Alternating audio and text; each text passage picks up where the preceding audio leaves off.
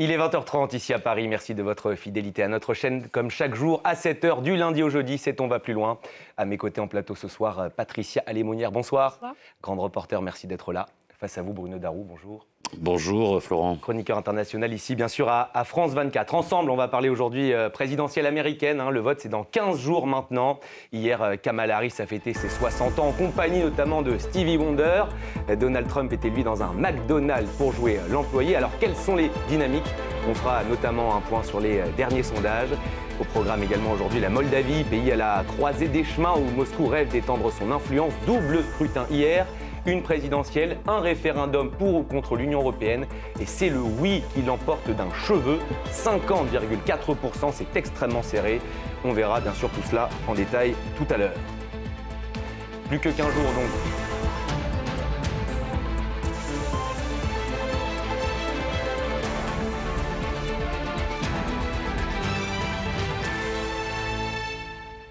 Plus que 15 jours donc avant la présidentielle américaine du 5 novembre, une dernière ligne droite dans laquelle bien sûr Donald Trump et Kamala Harris jettent toutes leurs forces dans la bataille. Hier, Kamala Harris, je vous le disais, a fêté ses 60 ans, mais pas question de chômer. Elle était encore hier en Pennsylvanie, comme Donald Trump, qui s'est converti, je vous le disais, en employé d'une célèbre chaîne de fast-food, McDonald's pour ne pas la nommer. Image commentée par Ludovic Defoucault. Cravate rouge et tablier. Donald Trump est assigné à sa demande à la friteuse de ce McDonald's de Pennsylvanie. Voilà, comme ça les frites ne touchent jamais les mains, comme ça c'est bien rempli. Bonjour, comment allez-vous? Mais quelle belle femme! Quel joli sourire! Vous êtes la femme parfaite. Des milliers de partisans se sont rassemblés près du fast-food. Donald Trump veut prouver qu'il sait se mettre à la place du travailleur ordinaire, mais il a aussi une autre idée derrière la tête. J'ai maintenant travaillé 15 minutes de plus que Kamala, ok? Elle n'a jamais travaillé ici. Moi, j'ai travaillé 15 minutes de plus qu'elle.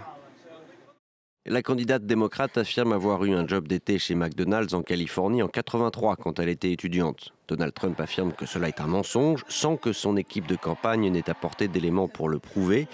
Celle de Kamala Harris n'a pas non plus montré d'éléments matériels accréditant ce job d'été. Dans une église de Géorgie, Kamala Harris n'est pas revenue sur cette polémique et essaye plutôt de garder de la hauteur dans un discours aux accents de prêche. Nous sommes à un moment où notre pays se trouve à un carrefour. La direction que nous prendrons dépend de nous, en tant qu'Américains et en tant que croyants. Et maintenant, nous faisons face à cette question. Dans quel pays voulons-nous vivre ? Un pays de chaos, de peur et de haine, ou un pays de liberté, de compassion et de justice? Les deux candidats sont au coude à coude dans les sondages, mais Donald Trump semble nerveux. Il n'hésite pas à insulter son adversaire, qui en retour se contente de le qualifier de candidat peu sérieux. Voilà donc pour les images. Patricia, ça peut prêter à sourire. Donald Trump qui joue l'employé d'un McDonald's, mais une présidentielle, ça se gagne aussi comme ça? Je crois qu'aux États-Unis, ça se gagne surtout comme ça. C'est-à-dire qu'il est complètement en osmose avec son public.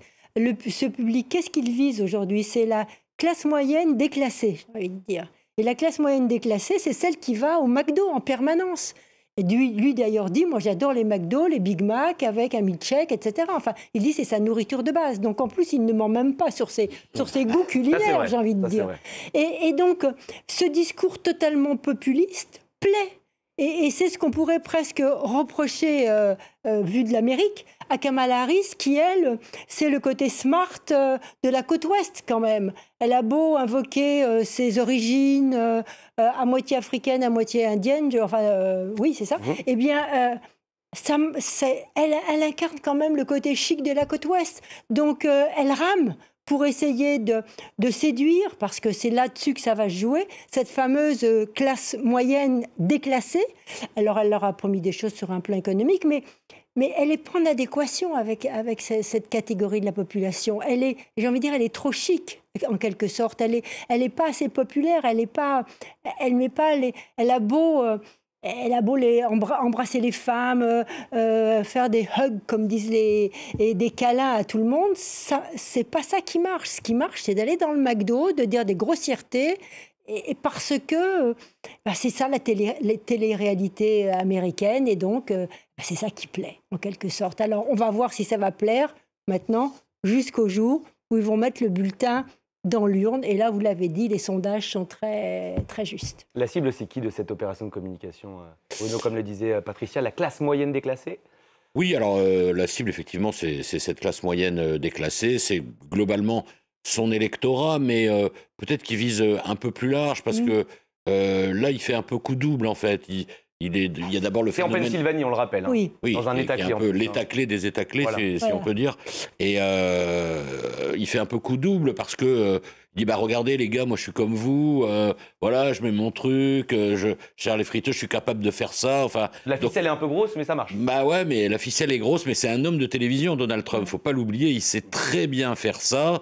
Et donc les gens peuvent s'identifier, y compris les indécis, parce que effectivement, la classe moyenne déclassée, mais dans cette classe moyenne déclassée, il y a des jeunes, et dans les 7 États clés, selon les derniers sondages, sur les 18-25 ans, il y en a 43%, c'est-à-dire presque 1 sur 2, qui pour le moment a décidé de ne pas aller voter. C'est ce qu'on appelle aux États-Unis l'effet canapé, en quelque sorte. C'est pas par conviction contre Trump ou pour Kamala Harris ou l'inverse, simplement qu'ils sont mieux à faire des jeux vidéo ou à regarder la télévision sur leur canapé. Donc c'est cela qu'il faut convaincre. Et évidemment, une image comme ça, elle est très forte. Et elles ont fait le tour du monde, ces images. Hein. Bah bien sûr. Et Donald Trump sait très bien le faire. Et alors que, bon, Patricia disait que Kamala est smart, mais lui, en fait, il est hyper riche. En fait, c'est pas dans le fond. Oui, s'il arrive à se faire passer pour l'homme du peuple, il est riche financièrement. Mais de comportement, il arrive à se glisser là-dedans, mais sans aucun problème. Donc, je vais quand même pas casser le micro. Et donc, il fait coup double, parce que l'autre coup, évidemment, c'est contre Kamala Harris. C'est pour dénoncer la menteuse, en fait, qui dit qu'elle a bossé pour McDonald's, et il dit, voilà, c'est même pas vrai, j'ai travaillé que 15 minutes. Alors, peut-être que... Pas de preuve ni d'un côté ni de l'autre. Voilà, alors peut-être que Kamala Harris a bossé pour McDo quand elle était étudiante, mais Donald Trump, c'est pas grave, c'est fait, le mensonge, plus il est gros, plus ça passe aussi, et voilà, il se dit que c'est avec ça que ça va passer. Or, le problème, c'est qu'il n'y a pas beaucoup de fonds là-dedans, il n'y a pas beaucoup de programmes, mais est-ce que l'élection se fait encore là-dessus? Effectivement, c'est une vraie question. Kamala Harris qui semble un peu en perte de vitesse. On avait parlé d'un début de campagne très réussi. Quel est votre sentiment à ce propos, Patrick? Alors, effectivement, le début de sa campagne a marché énormément parce qu'après Biden, si vous voulez, d'un seul coup, c'était l'espoir, le retour de l'espoir pour les démocrates. Et là, maintenant, ça coince pour plusieurs raisons. L'une d'entre elles est essentiellement due au fait qu'elle n'a pas su se distinguer de Joe Biden. Même si elle a pris ses distances la semaine dernière. Oui, mais elle n'a pas su se distinguer et apporter surtout une vision très nouvelle. Au départ, elle était partie avec quelque chose qui était plutôt sympathique, j'ai envie de dire, c'était la liberté. La fameuse liberté que revendiquait Donald Trump, elle l'a jouée à son tour. Donc là, c'était bien. Et puis là, on voit que, alors est-ce que par inquiétude, est-ce que c'est parce que son entourage lui dit de changer, elle se remet à attaquer Trump. Elle fait du sous-Biden parce qu'elle l'attaque moins fort que faisait Joe Biden vis-à-vis de Donald Trump, mais elle le fait quand même. Et donc, elle n'a pas de personnalité. Sa campagne n'est pas... Ce sont des mots très durs. Oui, mais non, je veux dire sa campagne, pas elle. Sa campagne n'a pas de personnalité. Elle ne se distingue pas. D'ailleurs, c'est bien le problème des électeurs. Ils n'arrivent pas à savoir ce qu'elle veut, ce qu'elle pense et où elle se situe. Quelle est sa vision, finalement? Quelle est sa vision? Et elle n'a pas offert de vision, de projection de l'Amérique, alors que Trump, il dit, grosso modo, vous me suivez et vous aurez tout ce que vous voulez. Bon, c'est irrésistible. C'est un subtil jeu d'équilibriste, prendre ses distances avec Joe Biden tout en tentant d'imposer sa patte, notamment dans le domaine économique et la faiblesse du bilan de Joe Biden, il faut le dire. Oui, alors bon, la patte économique, là, on est sur le fond des dossiers, mais c'est quelque chose aussi où elle n'a pas très bien réussi à défendre. Alors effectivement, c'est compliqué à défendre à la fois le bilan de Biden et à dire aux Américains, écoutez, vraiment, je suis consciente que l'inflation, ça fait augmenter le prix des produits alimentaires, etc. Mais elle n'est pas comme Trump. Elle est incapable d'aller dans un supermarché et de montrer les produits, etc. Et de s'échanger en vendeuse. En vendeuse ou en caissière, voilà. Donc ça, elle ne sait pas faire ça. Donc effectivement, c'est un problème parce qu'en plus, je suis d'accord avec Patricia, elle n'est pas... très bien identifié. Autant Trump est super bien identifié. En mal ou en bien, finalement. Oui. En mal ou en bien, mais peu importe. L'important, c'est qu'on parle de vous. C'était un slogan d'un journal français. Absolument. En mal ou en bien, mais c'est une vraie marque, Trump. Donc, soit on adore... Hein, C'est une marque, tu as raison. Voilà, c'est une marque. Et donc, on aime ou on déteste, mais il provoque quelque chose. Tandis que Kamala Harris, d'abord, elle est un peu arrivée là par hasard. C'est-à-dire que ce n'était pas prévu au départ quand même.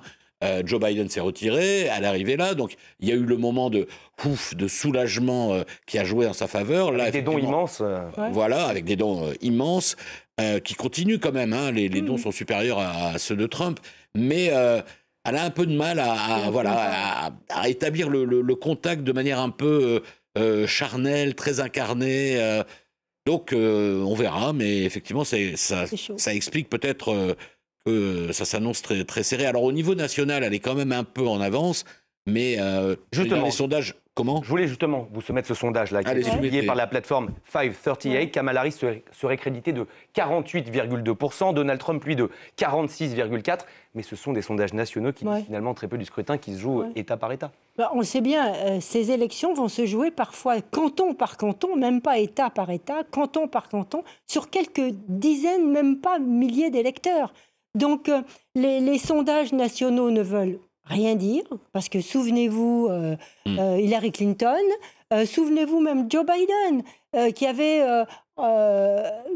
5 ou 6, 7 points d'avance et qui s'est retrouvé qu'avec 2 et quelques points d'avance. De mémoire, Al Gore avait perdu avec 2 millions de voix en plus. Voilà, exactement. Donc, et pareil, Hillary Clinton avait plus de voix et elle a perdu. Oui, elle avait presque 3 millions de plus. 3 millions, donc tout ça, sur le plan national, ça ne veut rien dire. Ce qui va se jouer, c'est au niveau des fameux États indécis, au lieu de dire swing state, mais même au niveau de ces États indécis, c'est même pas au niveau des États. Ça va être des petites différences, des batailles de chiffres au niveau des cantons. Et c'est là où l'équipe de Trump joue très fort, parce qu'ils ont déjà prévu tous les recours possibles au niveau des cantons, au niveau des certifications dans les États et au niveau national de la certification. Ils ont des palanquets d'avocats qui sont prêts à revenir sur tous les résultats qui seront à 10-15 000 voix près. Et c'est en fait que ça qui va se passer, c'est à 10-15 000 voix près. Bruno, sur ces sondages ? Alors, sur ces sondages, non, mais je dis à peu près pareil que Patricia, mais ce que je voulais dire quand même pour nos téléspectateurs, il faut toujours rappeler, on le fait tous les 4 ans, mais le système électoral américain, quand même, moi je trouve, il pose problème. Parce qu'on prend ça comme un fait acquis, on dit, ah bah oui, elle avait 3 millions de voix de plus et elle a perdu. C'est comme Paris. À cause de ce... Comment ? C'est comme les élections à Paris et à Marseille. Pratiquement. Ouais, parce que c'est un suffrage indirect. Donc là, on est... Voilà, c'est ça en fait. Mais ça va peut-être changer en France, d'ailleurs, dans les prochaines années. Oui, mais voilà, le problème, c'est que c'est un suffrage universel indirect. On ne vote pas directement pour le président, on vote pour ce fameux collège électoral. Les grands électeurs. Chacun des États, d'une part, et avec le système quasiment dans tous les États, à l'exception de 3 États, je crois, du winner takes it all, c'est-à-dire le vainqueur remporte tout. Donc, en termes de voix, que vous gagnez avec 200 voix d'avance ou avec 50 000 voix d'avance, ou une, c'est pareil. Et donc, ça amoindrit quand même le fait d'un électeur, une voix. Donc, moi, je trouve que c'est quand même un problème. Alors, régulièrement, aux États-Unis, il faut réformer ça, ce collège électoral, et faire un suffrage universel direct qui serait plus juste.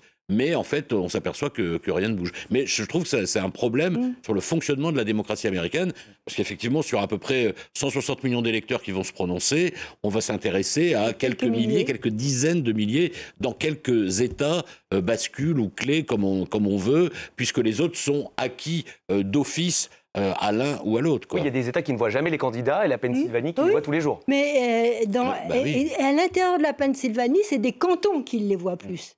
Parce que je vous dis, ça se joue, parce que les partis auscultent les États, regardent les cantons, et comme ça va se jouer sur quelques dizaines de cantons, on va que dans ces cantons-là. Et puis l'autre image de la semaine aussi, ce sont ces chèques d'1 million de dollars qui sont distribués par Elon Musk. Alors, aux signataires de sa pétition, on va peut-être découvrir l'image. On est à la limite de la légalité, on est en train presque d'acheter des électeurs, là ? Oui, mais enfin, c'est légal aux États-Unis pour l'instant. Parce qu'en fait, il a créé une société, et donc c'est cette société qui verse l'argent, et les gens signent pour cette société, et ce qui est illégal, c'est de verser de l'argent pour le parti. Donc là, c'est la société. Alors, il y aura peut-être des recours, mais c'est officiellement... Et puis, on peut faire confiance à Musk de s'être entouré de beaucoup d'avocats pour savoir s'il pouvait s'amuser à cette plaisanterie. Pour moi, je trouve ça très choquant. parce que Et puis on critique les Russes qui achètent les votes des Moldaves, mais enfin bon, on est Mais là, ça reste dans le pays, quoi. Non, mais en plus, c'est un peu plus, comment dire, pervers un peu, parce qu'en fait, il dit chaque jour, il y aura donc... Pendant 15 jours. Pendant 15 jours, un électeur qui va gagner $1 million, s'il accepte de signer une pétition en faveur de la liberté d'expression et du droit à porter des armes. Donc, d'un côté, enfin c'est pervers ou malin, comme on voudra, il appelle pas, c'est pas une pétition appelant à voter Donald Trump, mais c'est une pétition pour appeler. Il était sur à scène se avec déclarer... Donald Trump pour faire campagne pour lui. Oui, non, puis c'est pour appeler à se déclarer en gros pour le premier et le deuxième amendement de la Constitution américaine, qui est porté haut et fort par Donald Trump dans tous les sens. Donc c'est pas très honnête. Tout le monde comprend le message, mais effectivement, officiellement, c'est légal. Il est safe. Un dernier mot avant de passer à la suite. Oui, mais c'est tout ce personnage. Et ce personnage qui entoure Trump aujourd'hui, c'est l'amour entre les deux. Avant, c'était la détestation. Ce qui est intéressant de savoir, c'est que Musk est un amoureux de la Chine. Enfin, il a beaucoup de business en Chine. Donc, qu'est-ce que va faire Le Trump? grand rival commercial de Washington. Ouais. Et puis il y a SpaceX aussi. Ouais. Enfin, mais vraiment, c'est sur la Chine où ils vont. Oui. Ils sont à l'opposé. Bon, à n'en pas douter, en tout cas, c'était l'une des images de la semaine. Allez, on passe au second thème de la soirée, c'est la Moldavie, cette ancienne république soviétique, aujourd'hui à la croisée des chemins, je le disais. Hier, le pays organisait un double scrutin, une présidentielle et un référendum. 2 votes différents, mais finalement un seul et même enjeu, poursuivre ou non le chemin européen du pays ou renouer avec Moscou. Et le moins que l'on puisse dire, c'est que tout est très serré. Selon les derniers résultats, le oui l'emporte avec 50,4% des voix. Pro-européenne convaincue, la sortante Maia Sandu est arrivée en tête, mais le second tour s'annonce pour elle bien également très incertain. On va l'écouter. La démocratie existe en Moldavie et vous avez pu exprimer votre opinion. Protégeons cela et ne nous retrouvons pas dans un État où les opinions peuvent être des motifs d'arrestation. Les partenaires extérieurs, je le répète, doivent respecter la volonté des citoyens. Les citoyens, par un vote majoritaire, ont décidé que la République de Moldavie suivra la voie de l'intégration européenne. Les ennemis de notre peuple veulent une Moldavie divisée et effrayée. Ils veulent que les Moldaves doutent de leur force et de leur unité. Les bandits qui veulent revenir au pouvoir à tout prix ont voulu utiliser la démocratie comme une faiblesse. 50,4%, c'est ce qu'on appelle une victoire en demi-teinte. La société est très divisée sur cette question. Oui, je crois que la société, on a un peu pris, nous ici, un peu nos désirs pour des réalités, en pensant que la Moldavie était pro-européenne. Pas du tout. Les sondages donnaient 55%. Les sondages allaient de 48%, oui, certains, à 60% même. L'écart était bon. Donc on a plutôt regardé les sondages qui nous plaisaient, nous, de ce côté-ci de l'Europe. Mais je crois que la Moldavie, il y a plusieurs raisons qui expliquent ça. Je vais tâcher d'être le plus bref possible. Il y a l'économie marche très mal. Prix du gaz multiplié par 7, prix de l'électricité multiplié par 4. Elle avait promis de multiplier aussi par 4 les salaires. Ça n'a pas bougé. Par 4 les salaires. Oui, ils sont toujours à 700 €, le salaire moyen moldave, un des plus bas d'Europe. Donc, il y a toujours 40 000 personnes qui quittent la Moldavie par an, alors que le pays a 2 millions d'habitants, pour aller travailler en Europe. Donc, c'est une hémorragie constante. Elle n'a pas su répondre. En promettant que l'Europe allait aider, l'Europe vient juste de donner 1 milliard et quelques là, mais c'est un peu tard, le milliard en plus. Donc pour l'instant, l'économie, ça n'a pas marché. Donc c'est un vote sanction sur le plan économique. Et puis aussi, il y a eu complètement les fraudes, enfin, je veux dire, l'intox russe qui aurait acheté entre 100 000 et 300 000 votes, on va en reparler. Et puis finalement, je crois aussi une population russophone des campagnes ou des villes et qui a peur de la guerre, si elle rejoint l'Europe, la guerre qui se déroule en Ukraine. Il y a ces 3 raisons. Même s'il l'emporte, le camp pro-européen, il sort affaibli de ce double scrutin, Bruno ? Oui, sur le référendum, il sort un peu affaibli parce que ça s'est vraiment joué à un cheveu. Et encore, il y a eu toutes les dernières heures qui étaient très compliquées parce que le non a été en tête jusqu'au tout dernier moment. Et en fait, c'est la diaspora moldave, c'est-à-dire les Moldaves de l'étranger, en fait, qui ont fait basculer... Dont Patricia parlait. Voilà. Nos Moldaves. Voilà. Nos Moldaves à nous, qui en fait ont fait basculer le résultat de l'élection. Donc, c'est effectivement un résultat en demi-teinte. Alors, Maia Sandu et Bruxelles, évidemment, pointent du doigt la Russie. Notamment, il y a un oligarque moldave qui a eu de gros ennuis avec la justice moldave, on va faire simple, il est à Moscou, il est soupçonné d'avoir acheté des votes. Entre 100 000 et 300 000. Voilà, donc c'est quand même énorme. Un pays ou 2 millions. La Russie est accusée d'y avoir participé à coups de millions d'euros, évidemment. Dmitri Peskov, le porte-parole du Kremlin, dément fortement. Il dit de quoi vous me parlez. Le Kremlin qui parle d'anomalie dans le décompte des voix. Mais qui quand même dit que le résultat de cette élection n'est pas tout à fait normal, effectivement. Donc voilà, c'est-à-dire que pour la Moldavie fait partie. Alors d'abord il y a l'Ukraine, il y a la Géorgie, et puis après il y a la Géorgie et la Moldavie.